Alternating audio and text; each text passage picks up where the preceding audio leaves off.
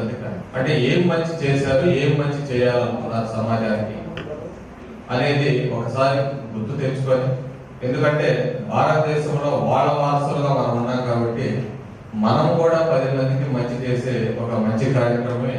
So ఇట్లా అందరూ ఒక దగ్గర గ్యాదర్ అవ్వడం, ఒకసారి చర్చ చేసుకోవడం. సో ఇంతకుముందు వక్తలు చెప్పినట్టు ఆయన చాలా గొప్ప గ్రంథం రాశారు. సో హిందువులకి పవిత్ర గ్రంథం మహాభారతం అయితే, ముస్లింకి పవిత్ర గ్రంథం ఖురాన్ అయితే, క్రిస్టియన్స్ కి పవిత్ర గ్రంథం బైబిల్ అయితే, భారతీయులందరికీ పవిత్ర గ్రంథం ఒక భారత రాజ్యాంగం మాత్రమే. సో ఇక్కడ రిలీజియస్ ఉండదు, క్యాస్ట్ ఉండదు, అందరూ సమానమే అనే ఒక అంశం మీదే ఆయన జీవితకాలం పోరాడారు. ఆయన ఒక క్యాస్ట్ని ఉద్దేశించి కానీ, సో ఒక వర్గాన్ని ఉద్దేశించి కానీ ఆయన పోరాటం చేయలేదు.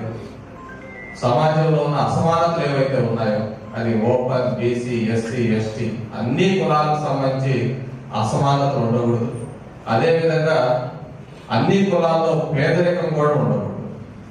సో పేదరికం ఉండకూడదు అంటే మనకి ఉన్న అవకాశాలు ఏదైతే ఉన్నాయో అవి అందరికీ అందాలి.